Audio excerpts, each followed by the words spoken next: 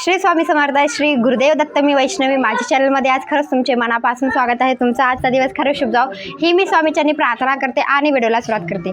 आजच्या व्हिडिओमध्ये आपण पाहणार आहे ते म्हणजे की कालभैरव अष्टक कधी म्हणलं पाहिजे आणि का म्हटलं पाहिजे याची संपूर्ण माहिती या व्हिडिओमध्ये असणार आहे. व्हिडिओ शेवटपर्यंत पहा.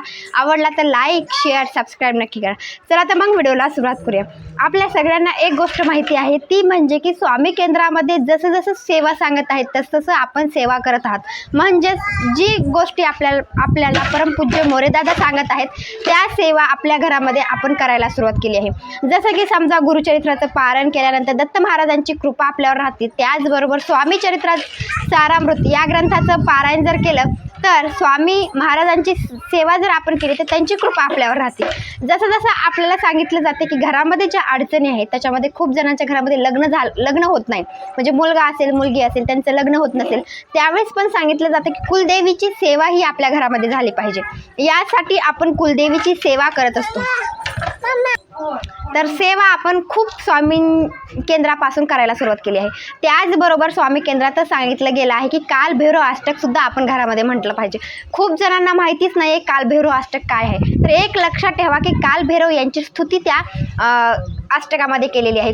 तर लक्षात ठेवायचं आहे जर तुम्ही कालभैरव अष्टक जर म्हटलं तर आपल्या ज्या कालभैरव अष्टक जी आहे आपल्या घरातल्या ज्या अडचणी आहेत नवरा बायकोचं जमत नसेल किंवा घरामध्ये कुणासोबत जमत नसेल त्याचबरोबर आपला पैसा जे आहे घरामध्ये येतच नाही आहे म्हणजे कुणाकून आपला पैसा येणं आहे ते पैसासुद्धा आपला येत नसेल किंवा आपल्याला माहिती की खूप शत्रू आपले झालेत किंवा आपल्याला माहिती की आपलं कोणासोबत म्हणजे शेजारच्या सोबत सुद्धा आपलं जमत नसेल तर तुम्हाला रोजच्या रोज कालभैरव अष्टक ही सेवा करायची आहे.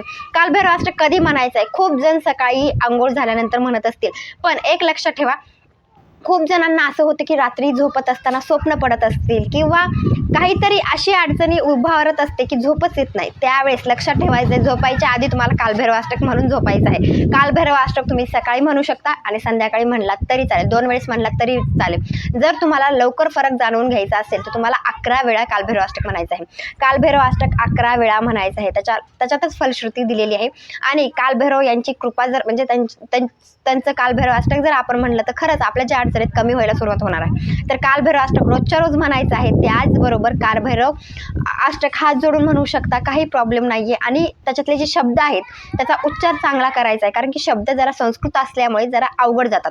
तर जरा म्हणत असताना जरा सावकाश म्हणायचं आहे. आणखी एक प्रश्न असतो की आम्हाला म्हणताच येत नाही तर तुम्ही फोनवर लावून देऊ शकता.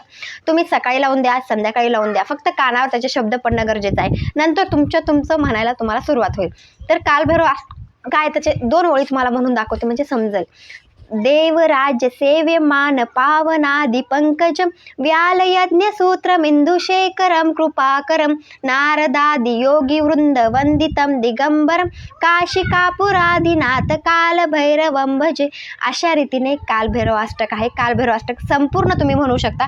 आपल्या सगळ्यांना माहिती की स्वामी केंद्रामध्ये किंवा स्वामींची सेवा जी करतात त्यांना माहिती की नित्य सेवामध्ये 109 नंबर पेजवर कालभैरव अष्टक आहे. कालभैरव अष्टक संपूर्ण म्हणा आणि तुम्हाला त्याच्यातून ज्या गोष्टी भेटतील त्या गोष्टी घ्यायच्या आहेत. म्हणजे जर तुम्ही कालभैरव अष्टक जर घरामध्ये म्हटलं तर तुमच्या सगळ्या अडचणी नाहीशा होतात. खूप जण जे व्यापार करत असतील किंवा खूप जणांना ज्यांना माहिती कालभैरव अष्टकमध्ये एवढी शक्ती आहे भगवान शंकराचा ते अवतार आहेत हे पण लक्षात असणं गरजेचं. जसं आपण भगवान शंकराची सेवा करत असतो तसंच आपल्या घरातल्या ज्या अडचणी आहेत त्या नाहीशी जर करायच्या असतील तर कालभैरव अष्टक रोजच्या रोज म्हणू शकता. त्याच्यामध्ये शत्रुपीडा असेल त्याचबरोबर आपल्या घरामध्ये आपल्याला असं वाटतं की जादू टोणा झालेला आहे. त्याचबरोबर म्हणजे आपल्या जी काळ आहे ज्या गोष्टी आपल्या काळामध्ये होणार आहेत किंवा आपल्याला माहिती की आपल्या घरामध्ये काहीतरी नकारात्मक शक्ती आहे ह्या निघून जाण्यासाठी कालभैरव अष्टक म्हटलं जातं. कालभैरव अष्टक रोजच्या रोज तुम्ही सकाळी म्हणा संध्याकाळी म्हणू शकता आणि झोपायच्या आधी म्हटलात तरी चालेल. तुम्हाला 11 वेळा म्हणायचं आहे. जर तुम्हाला वाटलं की रोजच्या रोज तुम्हाला सेवा जर करायची असेल फक्त तुम्ही 21 दिवस म्हणून बघा तुम्हाला काहीतरी फरक जाणवेल म्हणजे स्वतःमध्ये काहीतरी ऊर्जा आल्यासारखं वाटेल. तर कालभैरव अष्टक नक्की म्हणू शकता. त्याचबरोबर लक्षात ठेवायचं आहे तुम्हाला जितक्या वेळा म्हणता येईल तितक्या वेळा तुम्ही कालभैरव अष्टक म्हणू शकता. हात जोडून म्हणू शकता. स्वामींच्या समोर बसून म्हणू शकता. ज्या ठिकाणी तुम्ही बसला त्या ठिकाणी सुद्धा तुम्ही कालभैरव अष्टक म्हणू शकता. पण एक लक्षात ठेवा आपल्या घरातली म्हणजे आपल्या घरातल्या ज्या अडचणी आहेत त्या लवकर नाहीशा व्हाव्या यासाठी एक काळ ठेवा. त्या वेळेमध्ये तुम्ही कालभैरव अष्टक म्हणू शकता. आपण ज्या ठिकाणी बसलात आपल्या खाली आसन घ्यायचं आहे. आसन घेतल्यानंतर दिवा धूप लावायचे आणि कालभैरव अष्टक म्हणायचं आहे. आणि तुमच्या घरामध्ये स्वामींचा फोटो असेल किंवा देवघर असतं सगळ्यांच्या घरामध्ये, तर ज्या ठिकाणी आपलं देवघर आहे त्या ठिकाणी हात जोडून तुम्ही कालभैरव अष्टक म्हणू शकता. एक वेळ म्हणजे तुम्ही सकाळी म्हणलात तर सकाळीच म्हणा, म्हणजे तो वेळ त्या वेळेमध्ये सकाळी 7ला म्हणला 7ला म्हणा, 8ला म्हणला तर 8ला म्हणा. आणि खूप जण असं असतं की ज्यावेळेस दिवाबत्ती होते संध्याकाळी त्यावेळेस तुम्ही खूप जण सेवा करत असतील त्यावेळेस तुम्ही म्हणलात तरी चालेल. आपण बघत असतो की नित्यसेवामध्ये सांगितले गेलं आहे सोमवारी कोणती सेवा करायची, मंगळवारी कोणती सेवा करायची, म्हणजे ज्या ज्या वारानुसार सेवा सांगितल्या त्या प्रकारे जर तुम्ही सेवा करत असाल तर त्याच्यामध्ये कालभैरव अष्टक आहेच. तर तुम्हाला कालभैरव अष्टक रोजच्या रोज म्हणायचं आहे. आणि जर तुमच्याकडे नित्यसेवा हा ग्रंथ नसेल, जर तुम्हाला कालभैरव अष्टक म्हणताच येत नसेल तर तुम्ही ऐकून म्हणू शकता. आणि स्वामी केंद्रामध्ये ज्यावेळेस आरती सुरू असते त्याच्यानंतर एक वेळा कालभैरव अष्टक म्हटलं जातं. तर तुम्हाला सगळ्या गोष्टी माहिती झाल्या असतील, काही कमेंटमध्ये सांगू शकता किंवा कमेंटमध्ये विचारू शकता. आणि माझा हा व्हिडिओ आवडला असेल लाईक शेअर सबस्क्राईब नक्की करा. भेटूया नंतरच्या व्हिडिओमध्ये. श्री स्वामी समर्थ.